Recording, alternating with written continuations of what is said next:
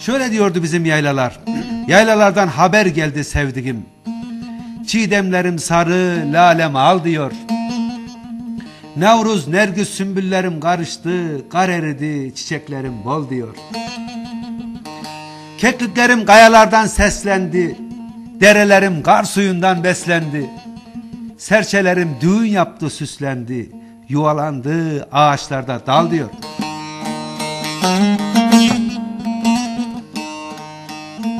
Çamlarım sevdalı bitmez sızım var, pınarlara su gönderen gözüm var.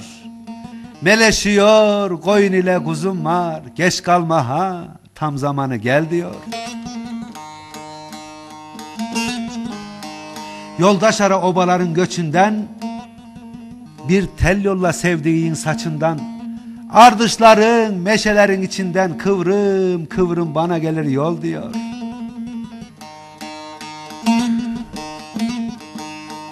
Atar oğlum söyleşirsin tel ile, gelseydin karşılardım gül ile. Seher vakti esen serin yel ile, gelemezsem bari selam sal diyor. Diyor da öyle haber göndermiş, ben de ona şöyle bir türkü göndereyim.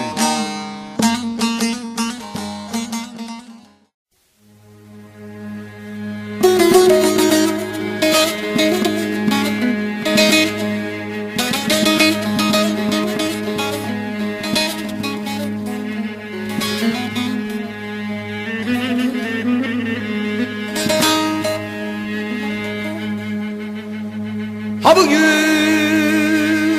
hayarın gelecek diye yola baka bakar ettin beni. Gönlümün Leyla'sı olacak diye şöyle baka bakar ettin beni, erittin beni, erittin beni. Zalim yar beni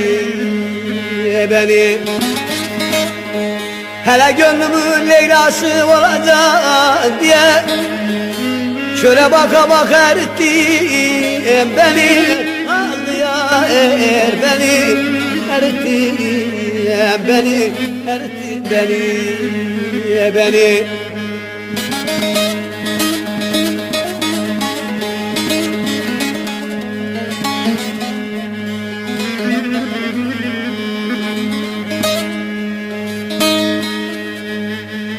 Daha dertlerimi yazamıyorum, kesilmiş tağatım gezemiyorum.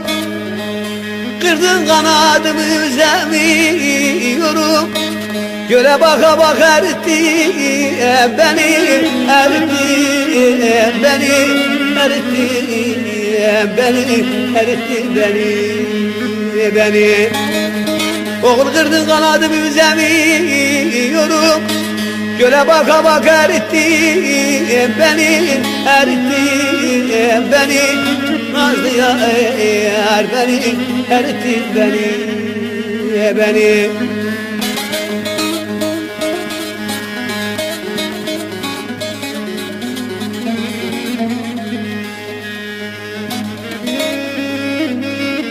Ergani'nin gözyaşları süzülmüş, gıybetim edilmiş, kuyumda yazılmış. Mızrap yalanmış, perde bozulmuş, kere baka baka erittin beni. Nazlı yar beni, erittin beni, erittin beni.